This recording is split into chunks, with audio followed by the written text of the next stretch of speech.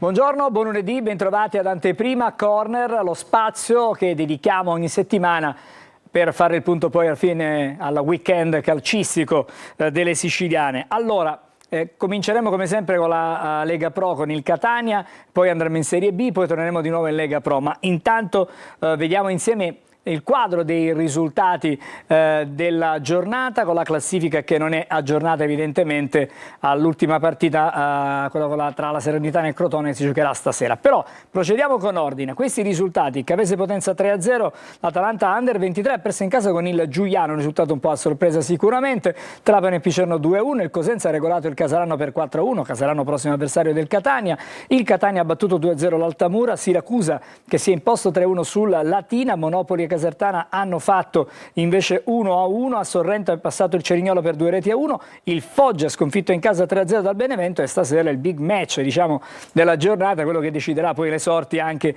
della testa della classifica tra la Salernitana e il Crotone. Vediamo insieme anche la classifica che si è delineata. Il Catania al comando 28 punti in attesa di Benevento Crotone, poi il Benevento e la Salernitana Salernitana e Crotone, Benevento e Salernitana 26, Cosenza 23, Monopoli 22, Casertana 19, Casarano 18, a 17 il Trapani, che nonostante gli 8 punti di penalizzazione adesso si attesta nella zona dei play-off con il Crotone e l'Atalanta Under 23, poi il Potenza 16, la Cavese, Giuliano e Altamura 15, Latina 14, 13 punti per Sorrento e Cerignola, 10 punti per Picerno e Foggia, Siracusa che grazie alla vittoria di ieri ha accorciato rispetto alle dirette concorrenti per la salvezza e adesso è a 9 punti ma a -1 dalle squadre con cui si dovrà giocare la permanenza in questo torneo.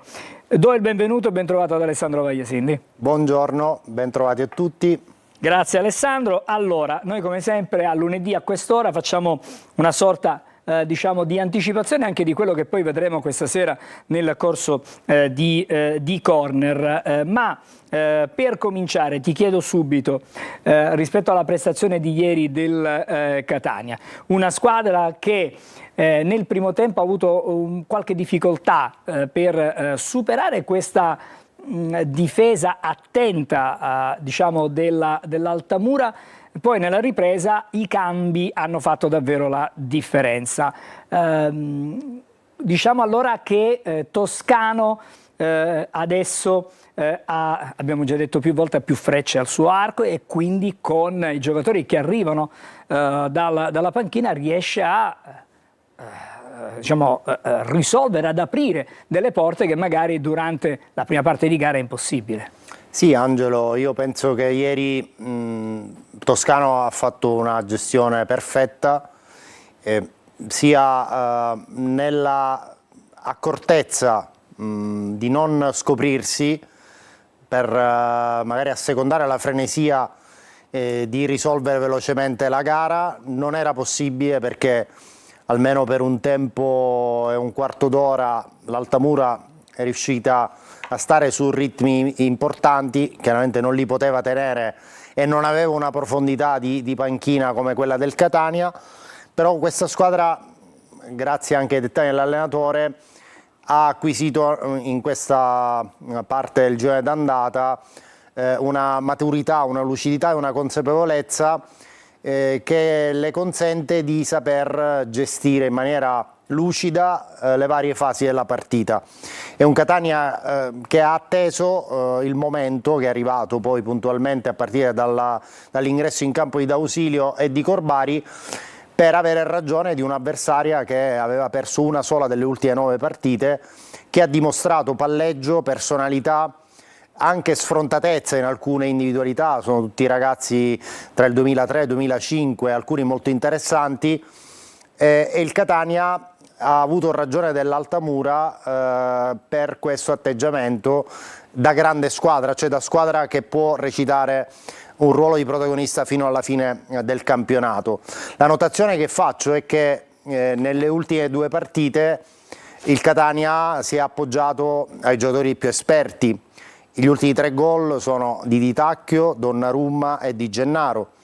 Quindi 3 giocatori che oltre al coefficiente di personalità e di esperienza che portano in dote sono stati anche bravi a capire le situazioni della partita e a mettere la firma sia sui gol di Caserta che su quello di ieri, che ha aperto la gara, perché quello di Gennaro chiaramente è il gol decisivo, perché ha avuto il merito, insomma, di rompere questo equilibrio. E tra l'altro Di Gennaro era da alcuni minuti che stazionava sulla tre quarti nell'area di rigore dell'Altamura, evidentemente perché la squadra voleva a tutti i costi questa vittoria. Ma c'è da considerare anche che Di Gennaro è riuscito a spingersi un po' in avanti con l'uscita di quella che era stato l'attaccante centrale fino a pochi minuti prima dell'Altamura, che è Simone. Sì. E diciamo da quel momento in poi Di Gennaro ha avuto più libertà di movimento dentro il rettangolo di gioco. E il discorso che faceva in premessa, cioè la profondità della panchina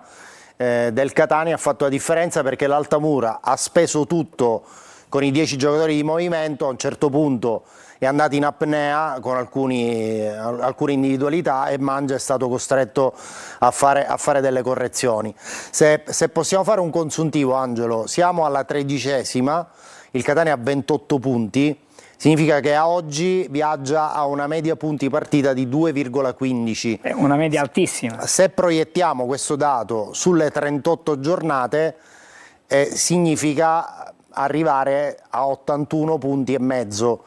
In genere con un punteggio del genere si va in fondo, quindi è questo il ritmo che il Catania deve confermare e, se possibile, migliorare per proseguire questa stagione come tutti auspichiamo che si concluda. Allora facciamo così, Alessandro, sentiamo una breve battuta di Toscano intanto, poi dopo parleremo ancora di Gennaro, perché è la scelta di oggi nel top proprio per lui, ma volevo parlare con te delle esigenze. Evidentemente ci proiettiamo già al mercato, perché questa squadra ha necessità. Sì, facciamo anche una valutazione sugli infortuni. Alla luce, diciamo, di quanto sta accadendo, è necessario forse intervenire. Ma intanto sentiamo Toscano. I cambi hanno fatto la differenza, hanno dato qualità, intensità. Abbiamo portato a casa una partita difficile, ma la voglia di rimanere in partita lucidi, di essere consapevoli che se fai le cose per bene puoi portare a casa le partite, quello ci deve insegnare questa partita. Ma i gol si fanno se porti più uomini in area avversaria. Noi a volte la riempiamo poco quando arrivano i cross o situazioni pericolose. Questa volta l'ha riempita Di Gennaro, è andata bene così. Ci deve essere il coinvolgimento di tutti, devo essere bravo io a coinvolgere tutti, perché tutti possono determinare in questo Catania. E questo è un gruppo che gli puoi chiedere qualsiasi cosa, che vogliono stare sempre insieme, ma un'altra dimostrazione è la fotografia finale che hanno fatto con la maglietta di Aloi e di Chelafi, che hanno dedicato questa vittoria a loro e anche al presidente che ieri faceva il compleanno. Sono contento di questi gesti.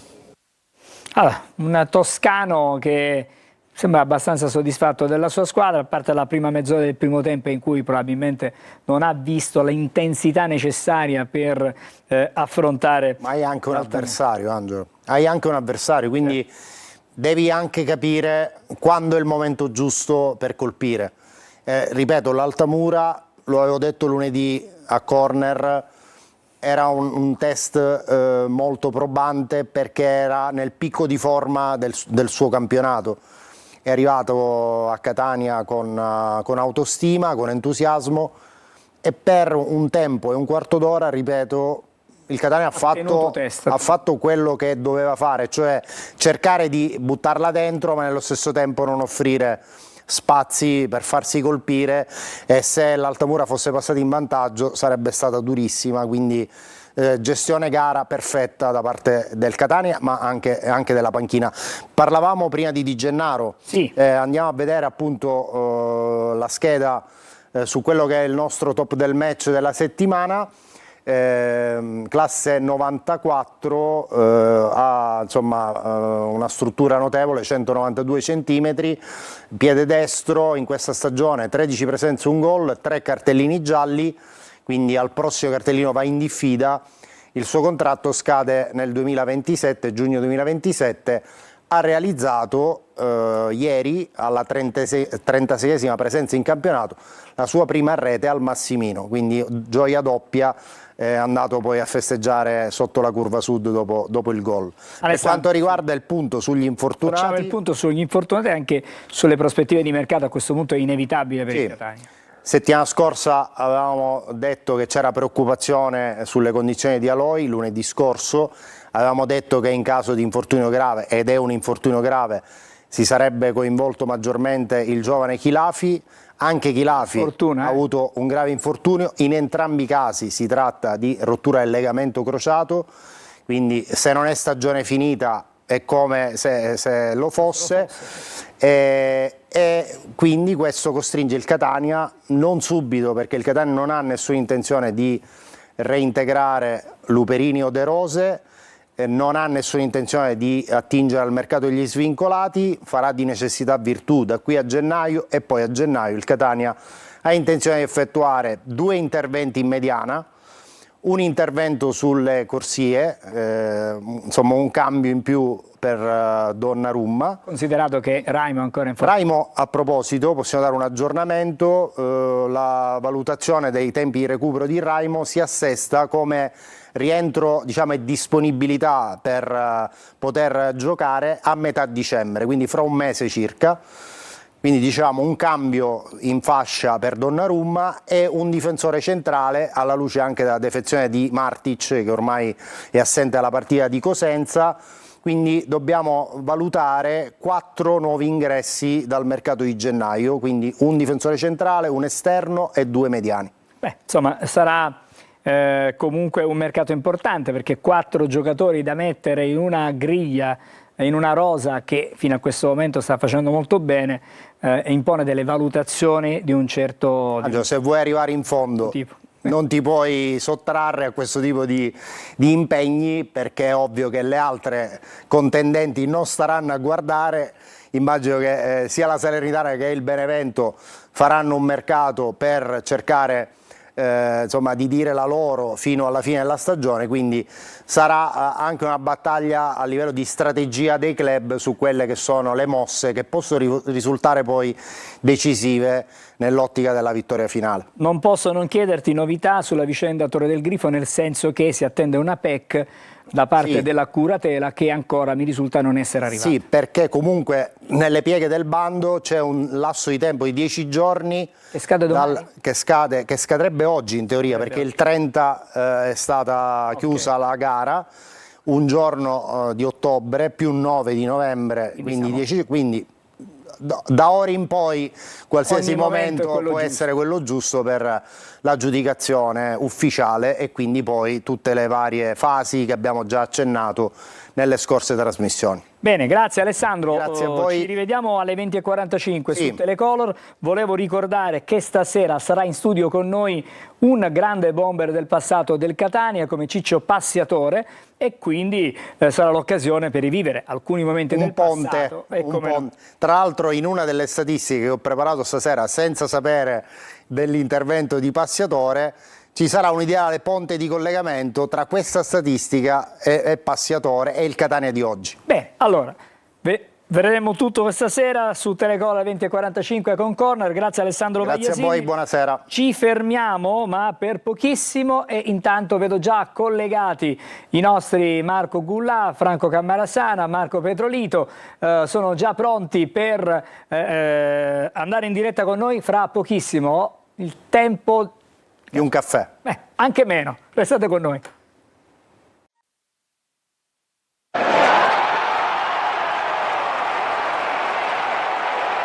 Siamo alla seconda parte di Anteprima Corner, come anticipato adesso andiamo a Palermo da Marco Gullà. Buon pomeriggio Marco. Buon pomeriggio a tutti. Allora Marco, questa sconfitta di sabato certifica la crisi del Palermo alla terza sconfitta in 4 partite. La gara con il Pescara cos'è stato? Una ventata di vento fresco e basta? Oppure c'è qualcosa da fare in più, direi, dopo la prestazione non proprio brillante di sabato per questa squadra? Lo avevamo detto che la vittoria poteva ingannare, era una vittoria ingannevole, non tanto per la prestazione del Palermo, ma per la qualità proprio del Pescara. Pescara probabilmente insomma se la giocherà fino alla fine per non retrocedere. Ecco perché la vittoria appunto per 5-0 era una vittoria ingannevole. Non sappiamo se quello era il vero Palermo, se il vero Palermo è quello che ha perso inesorabilmente nella gara contro la Juve Stabia, non tirando nemmeno una volta in porta, non creando gioco e soprattutto subendo per varie fasi del match il dominio della squadra appunto campana. Non lo sappiamo che identità ha questa squadra, sappiamo soltanto che è in crisi, perché hai detto bene tu, il Palermo è in crisi, ma non lo dico io, non lo dice un direttore sportivo Foschi, che è stato più volte interpellato, l'ex direttore sportivo Foschi, che più volte è stato interpellato in questi ultimi mesi sulla qualità della squadra, non lo dicono altri addetti ai lavori, lo dicono i numeri. E i numeri non sbagliano mai, i numeri sono una sentenza. Se nelle ultime 4 partite il Palermo ha perso 3 volte, significa che c'è qualcosa che non va. Se il Monza in questo momento, vedremo dopo la classifica, ha 7 punti di vantaggio sul Palermo, e siamo soltanto Eccola la classifica della gara. Eccola, puntuale, bravi tecnici. Se appunto il Monza ha già 7 punti di vantaggio sul Palermo e siamo soltanto a novembre, un motivo ci sarà. Quindi probabilmente questa squadra non è stata costruita bene in alcune zone del campo, e mi riferisco al centrocampo. Il centrocampo è il cuore di una squadra, il centrocampo è quel reparto dove la squadra cresce, dove la squadra poi inizia seriamente a creare gioco e a creare calcio, e Palermo non ha in questo momento un centrocampista dai piedi buoni che possa inventare, che possa fare manovra, che possa illuminare in quel caso il gioco verso gli attaccanti. E un altro dato, perché mi riferisco molto ai numeri, Angelo, è che se noi andiamo a rivedere tutte le partite, le ultime 4 partite, eccezione fatta per la gara interna contro il Pescara, andiamo a contare tutte le volte che Poyampalo ha toccato un pallone, sicuramente rimarremo sorpresi dal fatto che Poyampalo probabilmente ha una media di 2-3 palloni toccati a gara. Pochissimo per un attaccante di quel calibro, che dovrebbe essere sfruttato maggiormente. Quindi questi sono tutti malanni di questa squadra, che in questo momento è sesta o settima in classifica, quasi settima, perché il Venezia ha una differenza a reti migliore, e quindi diciamo subito che è crisi aperta. Marco, vorrei sentire le parole di Tommaso Augello. Sesta. Dico, Tommaso Augello, che dall'interno in qualche modo certifica la difficoltà del Palermo. Sentiamo il difensore rosanero. Una vittoria meritata da parte loro, sono stati bravi, noi invece dobbiamo migliorare tanto e ripartire, perché è una sconfitta difficile. Purtroppo la verità è che sono andati più forti di noi e questo non deve accadere. Dobbiamo cambiare marcia, perché se non cambiare marcia sarà un campionato difficilissimo. Dobbiamo partire dal sottoscritto, ripartire, resettare, liberare la mente e cercare di andare più forte. Dobbiamo far meglio quando abbiamo la palla e cercare di costruire qualche occasione da gol in più. Allora, mi pare che le parole di Augello sono la fotografia di quello che è il Palermo in questo momento. Uno, creare occasioni da gol, se ne creano pochissime, diciamo così. 2, ripartire, perché evidentemente la squadra è un po' bloccata mentalmente. E un terzo fattore che non va trascurato neanche è il fatto che con ogni probabilità forse l'avvio di campionato aveva dato qualche illusione di troppo. Qualche illusione, il Palermo è partito con l'etichetta della corazzata, e tra l'altro le prime giornate avevano certificato che la squadra insomma andava molto bene. Io credo che il blackout c'è stato quando intanto è arrivato il Venezia, quando il Venezia ha giocato al Barbera. Lì un primo cedimento c'è stato, anche se il Venezia non ha vinto, ma ha totalmente asfaltato il Palermo nel gioco. E poi l'altro blackout c'è stato alla prima sconfitta, quella con il Catanzaro. Credo che questi 2 cortocircuiti abbiano praticamente mandato in tilt il sistema Palermo. E poi non me ne vogliono in questo momento anche i tifosi del Palermo in ascolto, perché io credo che forse il Palermo dovrebbe anche imitare un po' il Catania, che il Catania nella Serie C sta facendo sicuramente un gran campionato e ha soprattutto quella cazzimma, quei muscoli, quella grinta in campo che il Palermo non ha, che i giocatori del Palermo non hanno, perché li abbiamo visti passeggiare già in alcune gare a Catanzaro, li abbiamo visti passeggiare anche nella gara del Menti contro la Juve Stabia, e i campionati, al di là delle qualità e al di là delle etichette, si vincono con i muscoli, si vincono con la determinazione, si vincono soprattutto con la grinta, qualità che in questo momento il Palermo non ha. Marco, in un minuto ci dice, adesso c'è la sosta e quindi potrebbe risultare utile questo momento di riflessione? Guarda, sì, sicuramente sì, una sosta magari può aiutare come non può aiutare, lo scopriremo soltanto al rientro, quando il Palermo sarà ospite dell'Entella. Di certo c'è che l'ultima sosta non ha aiutato per niente il Palermo, perché i rosaneri avevano chiuso questo miniciclo di partite, il secondo miniciclo di partite vincendo alla Spezia, e poi al rientro nel match interno contro il Modena hanno totalmente perso tutte quelle qualità che bene avevano sfoderato nelle prime giornate. Quindi sicuramente l'ultima sosta non ha aiutato. Vedremo se mentalmente, tecnicamente e soprattutto atleticamente la prossima sosta servirà a Inzaghi per fare un pieno di benzina alla sua squadra.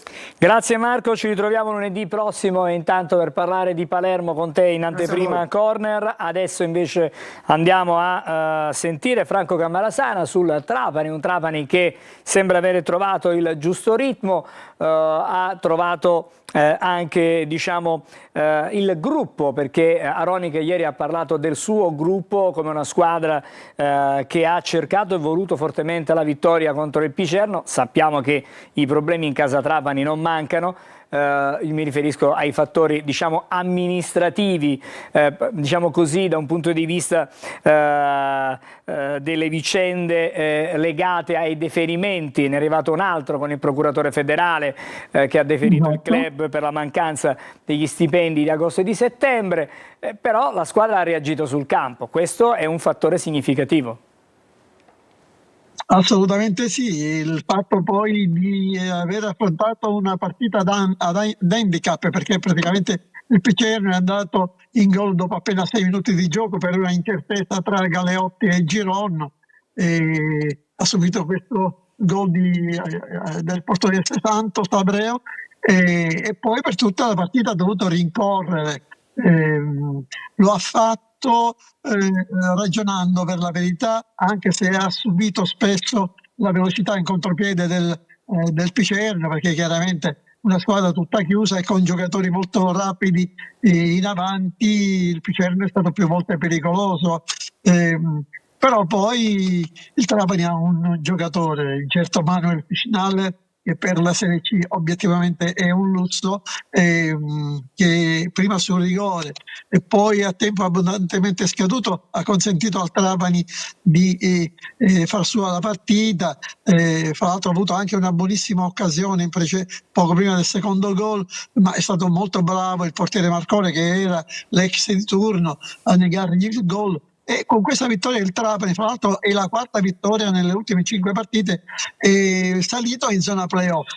Se non avesse il fardello addosso degli 8 punti di penalizzazione, si troverebbe a 25 punti, praticamente immediatamente a ridosso delle squadre che stanno delle prime 3 in classifica. Mi riferisco chiaramente a Catania, Salernitana e Benevento. Tra l'altro è una squadra, osservavo oggi, che ha subito finora 11 punti, 11 reti, ne ha fatte 20, però ne ha subite 11.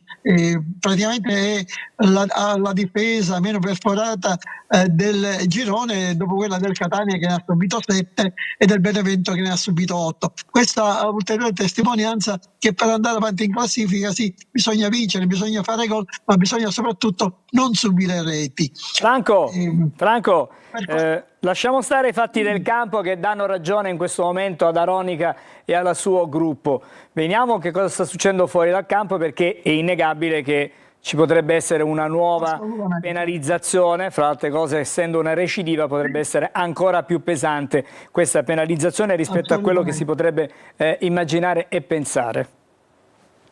Il presidente Antonini ha assicurato anche ieri di aver pagato tutto, solo che non lo ha fatto attraverso i canali ufficiali, cioè il conto intestato al Trapani Calcio presso la Lega. Vedremo se ha ragione. Io personalmente, visti i rilievi della Covisoc, sarei un pochino perplesso circa l'esito di quest'altra vicenda amministrativa. Vorrei darti in proposito l'ultima di Antonini, che è riferita proprio a qualche ora fa. Il presidente del Trapani ha un'avvertenza col comune di Trapani, una polemica che dura ormai da qualche mese circa la gestione e l'affidamento del Palasport, e un'altra con la ex amministrazione provinciale per quanto riguarda lo stadio. Ebbene, oggi se ne è uscito con una proposta nei confronti delle due amministrazioni. Benissimo, io ho speso 1.600.000, 1.700.000 per rimettere il Palasport in condizioni di poter ospitare le partite di Serie A di pallacanestro. Ne ho speso 2.400.000-2.600.000 per mettere in condizioni il provinciale di poter ospitare un campionato professionistico come la Serie C, per rimodernarlo tutto. Benissimo. Io mi compro tutti e due impianti, vediamo la differenza quant'è, e così chiudiamo tutte e due le vertenze. Ripeto, questa è l'ultima di Antonini, proprio di qualche ora fa. Ma cercheremo di... Intanto la squadra, scusami, sta pensando già sin da oggi alla prossima partita, una partita difficile sul campo del Potenza, un Potenza che è reduce dalla sconfitta contro la Cavese, un Potenza che però è una squadra solida, che punta pure ai playoff, e tra l'altro per questa partita il Trapani sicuramente, lo sapremo domani, non avrà Di Noia, che era diffidato, è stato ammonito, così come Celeghin, che andrà sicuramente in diffida. Bene, grazie Franco, ci aggiornerai durante la settimana nei telegiornali sulle vicende del Trapani. Adesso invece andiamo a Siracusa, un Siracusa che si è scosso ieri, ha vinto contro il Latina per 3-1, una vittoria che rilancia le possibilità di salvezza diretta, visti anche i risultati, diciamo, delle dirette concorrenti. Se andiamo a vedere un attimo la classifica prima di passare da Marco Petrolita, adesso soltanto un punto separa il Siracusa dalle altre formazioni di Lega Pro, dalle altre formazioni di Serie C. Mi riferisco a Picerno, Foggia, che sono a 10, e là magari c'è qualche speranza di poter riaprire i discorsi. Marco, a te. Sì, Angelo, buon pomeriggio. Per gli azzurri di Turati, quella di ieri con il Latina, come dicevi, ha rappresentato la terza vittoria stagionale, maturata grazie alle reti lampo di Zanini e nel secondo tempo ai gol di Parigini e Cancellieri. Una vittoria netta, rappresenta appunto, come diciamo, la terza, tutte e tre ottenute in casa sulle 13 disputate finora, che hanno visto anche 10 sconfitte e che dunque, ecco, condizionano ancora un poco la classifica dei Leoni. La società Retusea, tra l'altro, rimane, come da ormai diverse settimane, in silenzio stampa.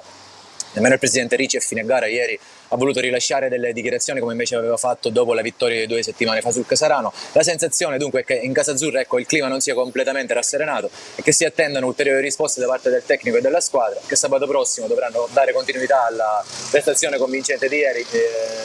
Per continuare a credere nella salvezza serve infatti cominciare a fare risultato anche lontano dal Desimone, e dunque, ecco, a tal riguardo ci sarà lo scontro diretto con il Picerno, che in classifica, come dicevi, ha un punto in più rispetto al Siracusa, può rappresentare un'occasione importante e propizia per poter rientrare definitivamente in corsa. Quello è certamente una sfida, non dico cruciale, ma si aprirebbero nuovi scenari per la salvezza del Siracusa, che, permettimi Marco, non so se sei d'accordo, comunque ha necessità sicuramente di intervenire sul mercato a gennaio, perché se si deve inseguire un obiettivo che è quello della permanenza nel primo campionato professionistico, cioè quello dopo la Serie D, arriva la Lega Pro alla Serie C1, è innegabile che serve assolutamente a rinforzare questa squadra.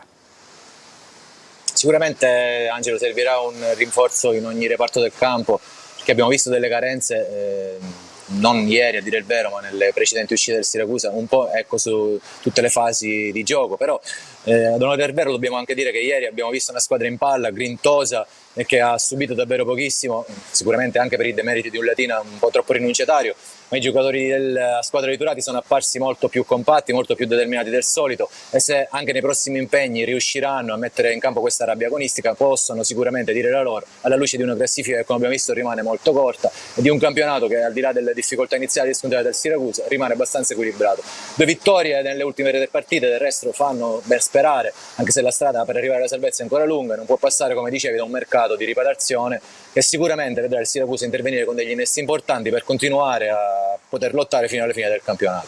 Molto bene, grazie allora a Marco Pedrolito per il suo contributo da Siracusa. Ci ritroveremo chiaramente più avanti, sicuramente lunedì per Anteprima Corner, e poi se ci dovessero essere novità in casa degli azzurri saremo presenti nei nostri telegiornali per raccontare i fatti e dunque cosa avviene. Grazie anche a Marco Pedrolito. Noi ci fermiamo qui. Grazie a te, buon pomeriggio. Grazie, con Anteprima Corner, appuntamento alle 20:45 con Corner su Telecolor. L'augurio a tutti voi chiaramente di un buon proseguimento di visione con i nostri programmi.